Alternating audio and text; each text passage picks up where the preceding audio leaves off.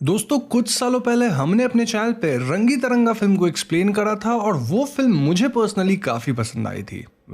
इस साल हमारे सामने विक्रांत रोना फिल्म रिलीज हो चुकी है जिसकी कहानी सेम कमरट्टू गांव की है और यहाँ इस बार बच्चे मारे जा रहे हैं। मैंने इस फिल्म को 2 बार देखा, एक बार हिंदी में और दूसरी बार कन्नड़ा में, ताकि मैं इस फिल्म में दिखाए गए कल्चरल रेफरेंसेस को समझ सकूं। तो ऐसे में हम आज की वीडियो में विक्रांत रोना फिल्म की पूरी कहानी को समझते हुए फिल्म में दिखाए गए कुछ कल्चरल रेफरेंसेस के बारे में भी बात करेंगे। Now this goes without saying कि वीडियो में स्पॉयलर्स होने वाले हैं, तो पहले आप इस फिल्म को अपनी नजदीकी सिनेमा घर में देख लें और फिर उसके बाद ही मेरी वीडियो देखें। साथ ही आई बटन में आपको रंगी तरंगा फिल्म के एक्सप्लेनेशन का लिंक भी मिल जाएगा। So now with that said, let's roll the intro.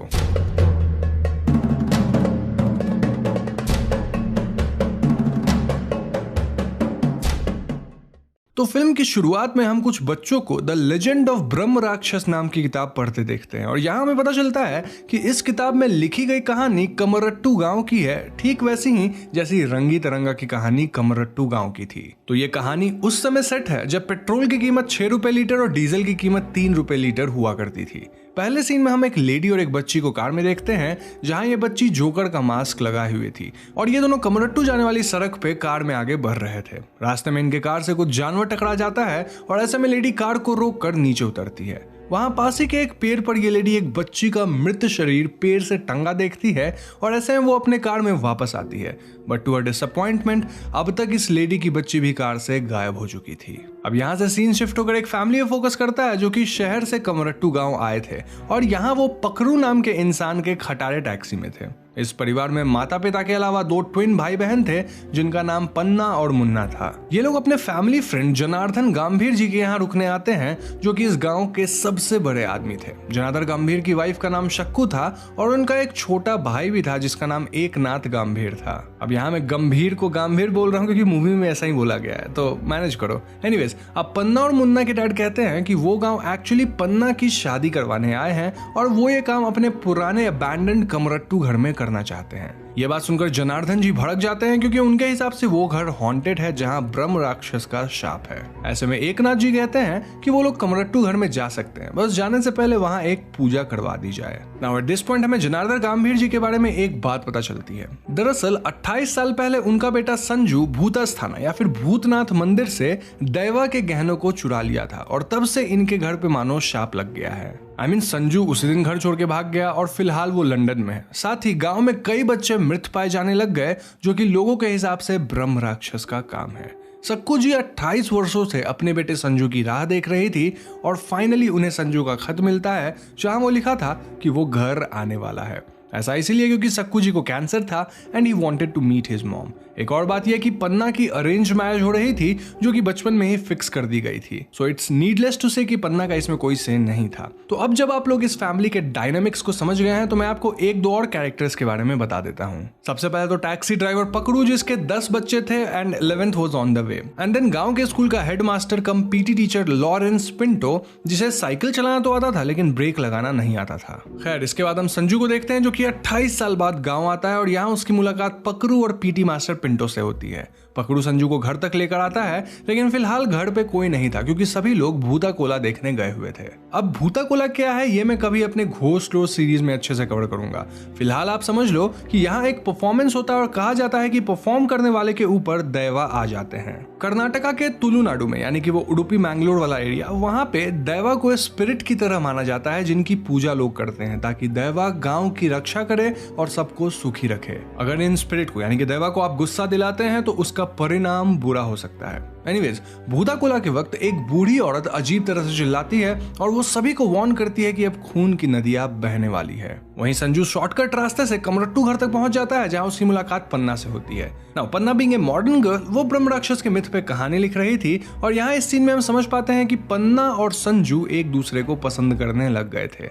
Anyways, ये लोग कमरट्टू घर के कुएं के पास जाते हैं जहां उन्हें गांव के इंस्पेक्टर की लाश टंगी हुई मिलती है और इस लाश का सर कटा हुआ था। तो ऐसे में पूरा गांव यहाँ एकत्रित होता है और जनार्दन जी कहते हैं कि ये काम ब्रह्म राक्षस का है और कमरट्टू घर शापित है। इस पॉइंट पे जनार्दन जी ये भी कहते हैं कि उनका बेटा संजू घर में अब भी अलाउड नहीं होगा, क्योंकि 28 साल पहले उसने जो पाप किया था उसका भुगतान आज भी गांव के लोग कर रहे हैं। अब ये बात सुनकर सक्कू जी एकदम उदास हो जाती है, लेकिन संजू उनसे यानी कि अपनी माँ से घर के बाहर से ही मिल लेता है। ना अब क्योंकि गांव का इंस्पेक्टर मारा गया था तो यहाँ एक दूसरा इंस्पेक्टर आता है, जो कि और कोई नहीं बल्कि हमारे विक्रांत रोना सर थे। जी हाँ, वो एक छोटे जहाज से अपनी जीप गांव तक लाता है और जहाज पे वो स्मगलर्स की कुटाई भी करता है। जीप में रोना सर के साथ उनकी बेटी भी थी जिसका नाम गुड्डी था। तो कमरट्टू जाते वक्त इनके जीप की टायर फट जाती है, जिसके बाद रोना अपनी बेटी को पीठ पे बिठाकर अपने रेसिडेंस तक पैदल जाते हैं। पैदल जाते वक्त वो जंगल में अजीब लोगों को देखते हैं, विच वाज स्कैरी। तो अगले दिन से ही रोना एक्टिव हो जाते हैं, क्योंकि उन्हें यहाँ के इंस्पेक्टर और बच्चों के मौत की छानबीन करनी थी। वो जनार्दन जी के परिवार से मिलते हैं, उन्हें थोड़ा डराते भी हैं। साथ ही हमें यहाँ पता चलता है कि रोना के वाइफ का नाम रेनू था। अब इस पॉइंट पे फिल्म काफी देर तक डिटेक्टिव स्पाई थ्रिलर मोड में चली जाती है, विच वॉज क्वाइट इंटरेस्टिंग।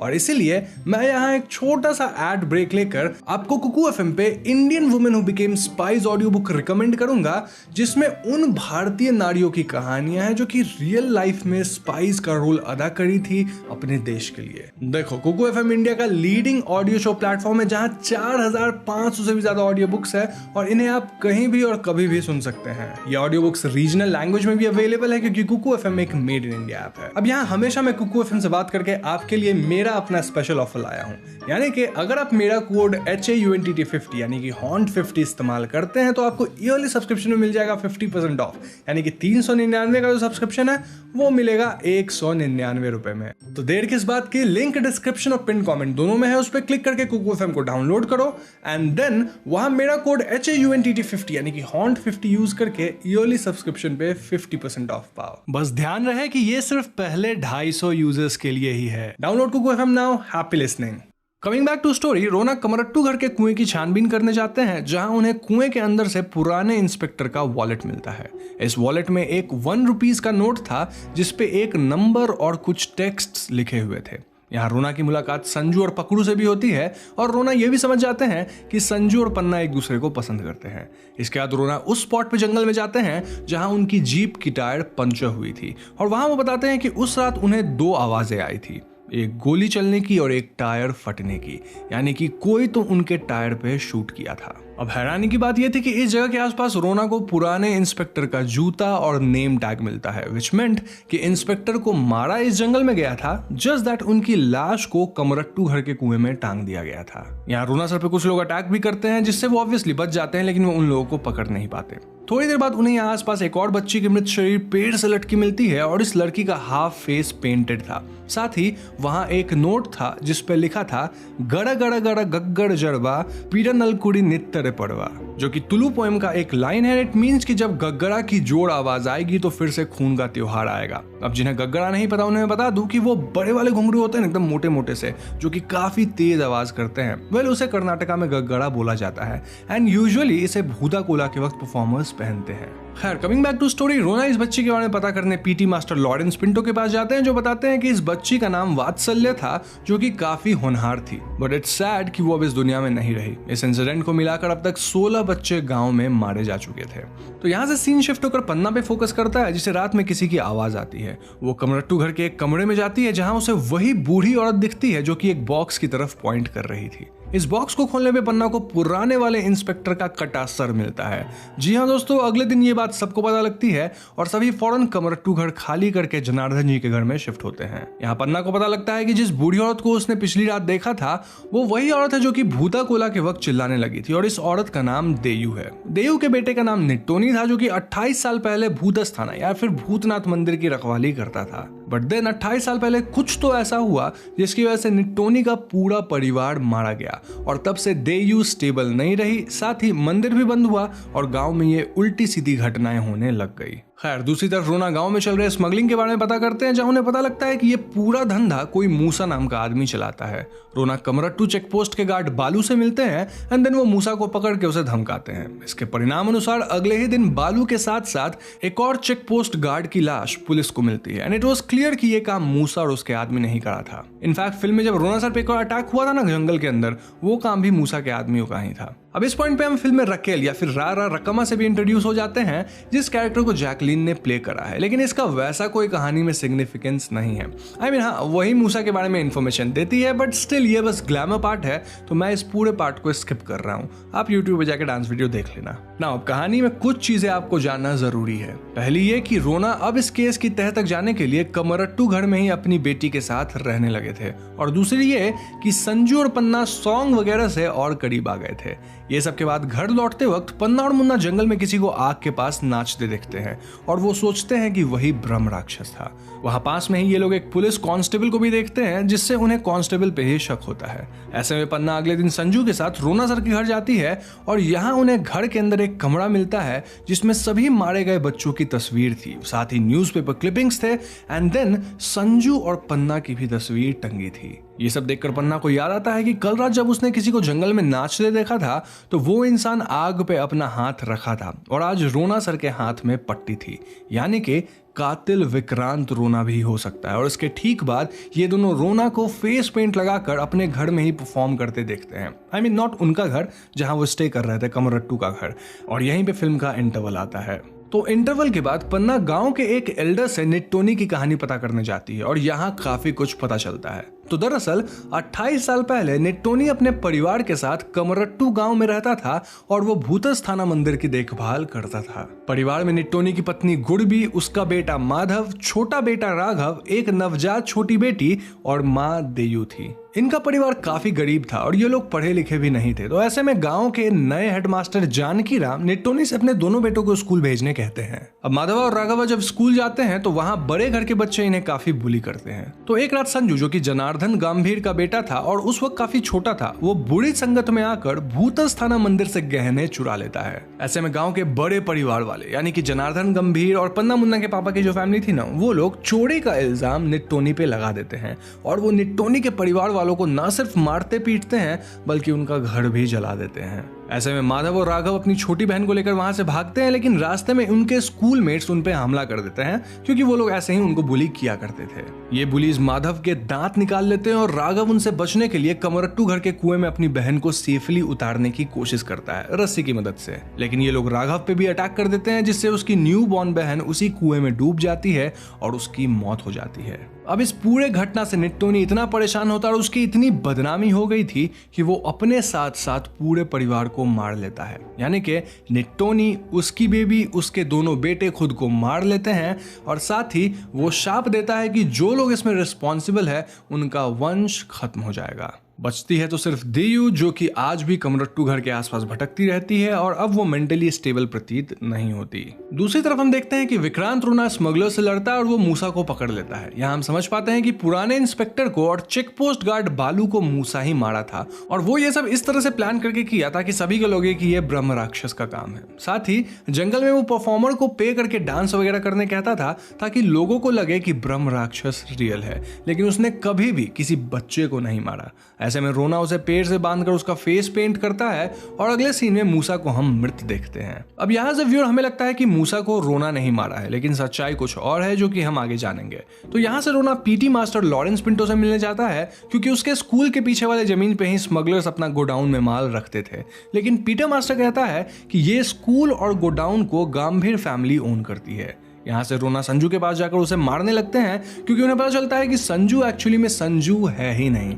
जी हाँ दोस्तों, संजू के सामान में रोना को ओरिजिनल संजू की अस्थियां मिलती हैं, और ऐसे में ये बंदा बताता है कि वो संजू का रूममेट था। दरअसल संजू हमेशा अपने गांव की और अपनी माँ की बात करता था, और वो अपनी माँ से मिलने भी आ रहा था, क्योंकि ऑब्वियसली उसकी माँ को कैंसर था। लेकिन आते वक्त उसका एक एक्सीडेंट हो गया जिसमें उसकी मौत हो गई। ऐसे में ये अननेम्ड बंदा, जो कि संजू का रूममेट था, वो संजू बन के गाँव आ गया, और वो ये सब कुछ लोगों को बताना चाहता था, लेकिन उसे कभी मौका ही नहीं मिल पाया। अब इस सब कन्फेशन के टाइम जनार्दन गंभीर सब सुन लेते हैं, और उन्हें पता पड़ जाता है कि उनका बेटा संजू अब इस दुनिया में नहीं रहा। लेकिन वो इस बंदे को ही अपना बेटा संजू मानते हैं और उसे अपने घर में लाते हैं। संजू की मां को नहीं बताया जाता कि उनका बेटा नहीं रहा, क्योंकि वो इसे ही संजू मान चुकी थी, और ऐसे भी 28 साल में शकल कौन ही पहचान पाएगा। तो basically now we can say कि अब ये बंदा सच में सबके लिए संजू बन गया था। एनीवेज मूविंग ऑन, उस रात रोना जब अपने घर में होते हैं तो उन पर अटैक होता है और वो अपने अटैकर को फॉलो करते हैं, जिससे उन्हें काफी कुछ क्लियर होता है।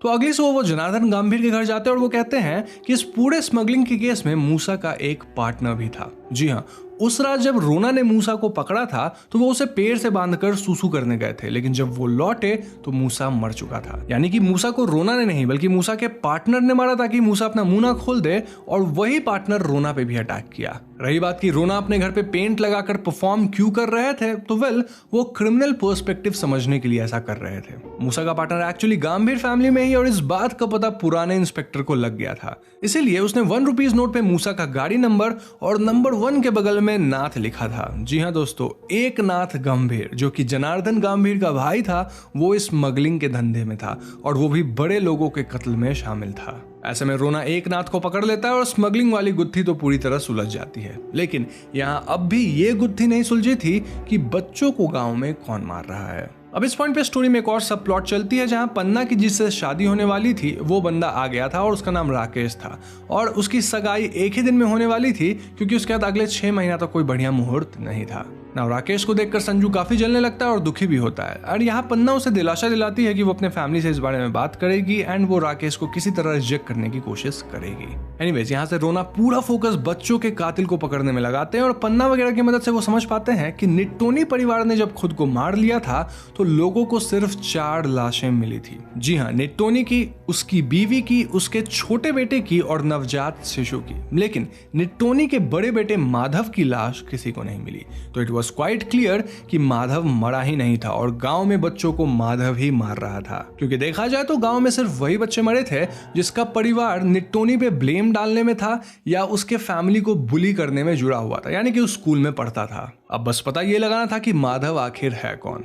दूसरी तरफ पन्ना और मुन्ना को घर में देयू काफी डराती है और वो लोग किडनैप भी हो जाते हैं, क्योंकि वो भी उस परिवार के बच्चे थे जो कि निट्टोनी के फैमिली को सताए थे ना। रोना और पकड़ू अपनी बेटी गुड्डी के साथ पीटी मास्टर लॉरेंस पिंटो से मिलने जाते हैं to ask about Janaki Ram, और वहां घर में लगे पेंटिंग्स और पिंटो के नकली दांत देखकर वो समझ जाते हैं कि पिंटो और कोई नहीं बल्कि माधव है। लेकिन इससे पहले वो रिएक्ट करते पिंटो यहाँ से भागकर भूतस्थाना मंदिर जा चुका था। यहाँ एक और चीज जिससे वो क्लियर हो जाते हैं कि पिंटो ही माधव है, वो था पिंटो के चेस्ट पे एक टैटू जो कि माधव के चेस्ट पे भी बचपन में हुआ करता था। तो ऐसे में पकड़ू रोना और उनकी बेटी को पानी के रास्ते मंदिर तक पहुंचा देता है, क्योंकि सपोजिटली माधव वही भूतस्थाना में होगा। अब यहाँ मंदिर में गुड्डी काफी डरने लगती है और विक्रांत रोना वहां उन बच्चों के नाम को लिखा देखते हैं जो अब तक मारे गए थे। गुड्डी बहुत ज्यादा डरने लगती है और इस पॉइंट पे हमें रोना की बैक स्टोरी बताई जाती है। तो कुछ हफ्तों पहले ही रोना की बीवी और बच्ची कोई शादी अटेंड करने कमरट्टू गांव आए थे और वहां उनका एक्सीडेंट हुआ।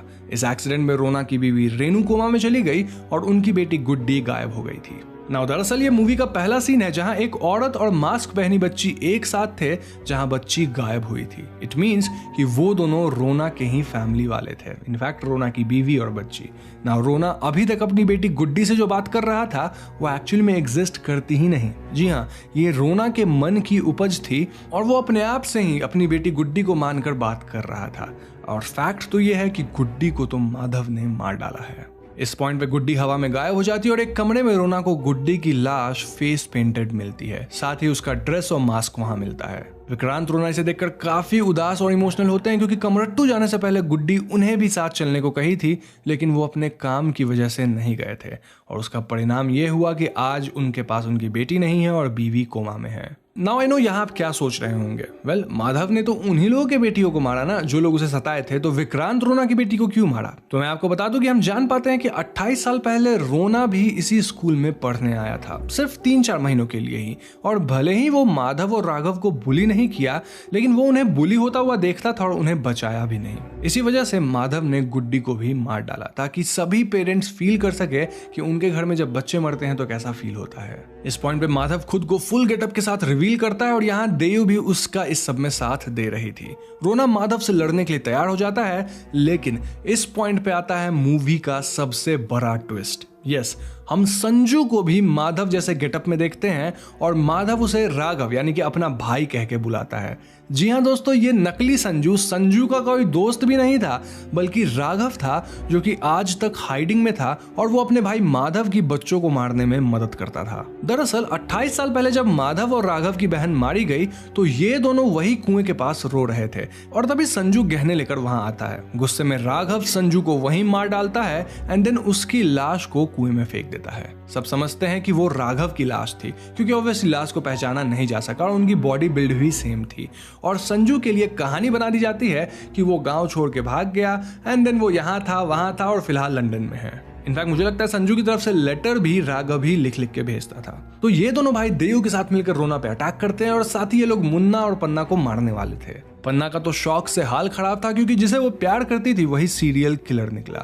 यहाँ तगड़ा फाइट सीन होता है जिसके एंड में रोना माधव को लटका के मार डालते हैं और राघव को जख्मी हालत में गहरे कुएं में फॉल में फेंक देते हैं, यानी वी कैन से कि वो भी मारा गया होगा। वो मुन्ना और पन्ना को बचा लेते हैं और यहाँ अंत तक संजू की माँ को नहीं बताया जाता कि उनका बेटा तो 28 साल पहले ही मर चुका है। उन्हें बस ये बोला जाता है कि जो संजू बन के आया था वो उनका बेटा नहीं था। मूवी के लास्ट सीन में हम देखते हैं कि रोना को अपनी बेटी की मौत का बदला और क्लोजर दोनों मिल चुका था, जिसके बाद वो अपने रास्ते निकल जाते हैं। अब ये पूरी कहानी एक्चुअली में पन्ना अपनी किताब में लिखती है, जिस किताब का नाम था द लेजेंड ऑफ ब्रह्म राक्षस, और इसी किताब को बच्चे फिल्म के स्टार्टिंग सीन में पढ़ रहे थे। विक्रांत रोना फिल्म यहीं पे खत्म हो जाती है। तो दोस्तों ये थी फिल्म की कहानी और अब तक आप समझ ही गए होंगे कि यहाँ क्या हुआ, क्योंकि यह कहानी सेल्फ एक्सप्लेनेटरी थी। यह फिल्म कर्नाटका स्पेशली तुलुनाडु के कल्चर को बढ़िया तरीके से रिप्रेजेंट करती है और इसे कन्नड़ा लैंग्वेज में देखने का मजा कुछ और ही था। अब यहाँ भूता कोला, ब्रह्म राक्षस और यक्षगाना वगैरह की बात हुई है और इस पे मैं कभी और डिटेल में वीडियो बना दूंगा, बट फॉर नाउ मैं यही कहूंगा कि वन ऑफ दोज फिल्म्स है जो कि अपने रिच लोकल कल्चर को सेलिब्रेट करती है, विच इज ऑसम। आप सभी को पता ही होगा कि मैं अपने चैनल पे इंडियन घोषलोर सीरीज चला रहा हूं, जहां मैं लोकल कल्चर्स की बात करता हूं और ये सीरीज चलते रहेगी। मैं हर एक स्टेट को कवर करूंगा and it makes me very happy कि कोई भी फिल्म अपने लोकल स्टेट के कल्चर को रिप्रेजेंट करके इतने बड़े स्केल पे बनी है, तो it's very nice for me. I know कई लोग कंप्लेन कर रहे हैं कि हिंदी में ये चीज बहुत शेयर ट्रांसलेट नहीं हुई और मैं इस बात से अग्री करता हूँ। शायद आप उस कल्चर को फील नहीं कर पाओ, लेकिन मैं कर्नाटका में ही रहता हूँ फिलहाल और मुझे पता है कि यहाँ का कल्चर क्या है, तो मैं पर्सनली इसे बहुत कनेक्ट कर पाया। साथ ही मैं कन्नड़ा भी समझ जाता हूँ, तो मेरे लिए बहुत अच्छा था ये film. Having said that, I know कि स्क्रीन प्ले काफी लूज थी और इस फिल्म को और भी टाइट बनाया जा सकता था। सॉन्ग्स हटाए जा सकते थे, फालतू के फाइट सीन्स भी हटाए जा सकते थे एंड जंप स्केयर्स को भी टोन डाउन किया जा सकता था, बट स्टिल सिर्फ कल्चर रिच होने के नाते और साथ ही जो अच्छा ट्विस्ट देखने को मिला, उसके लिए मैं इस फिल्म को अच्छा रेटिंग करूंगा और मैं कह सकता हूं कि आप भी इस फिल्म को देख सकते हैं। हाँ, लेकिन एक बात ध्यान रखना कि अगर आपने रंगी तरंगा देख रखा है तो आपको 80% चीजें पता चल जाएगी फिल्म की ट्विस्ट जो भी आने वाली है, एक्सेप्ट फॉर दैट राघव वाला ट्विस्ट जो लास्ट में आया। तो बस आज की वीडियो में इतना ही। वीडियो पसंद आए तो लाइक और शेयर जरूर कीजिएगा। साथ ही आप डिस्क्रिप्शन कमेंट में दी गई पहले लिंक पे क्लिक करके कुकू फैम को जरूर डाउनलोड करें और वहां मेरा कोड HAUNTT50 यानी कि HAUNT50 यूज करना बिल्कुल मत भूले टू गेट 50% ऑफ। जाने से पहले हमारे चैनल हॉन्टिंग को सब्सक्राइब करके बेल आइकन को जरूर दबा दीजिएगा, क्योंकि हम अपने चैनल पे ऐसे वीडियोज लाते रहते हैं। पीस।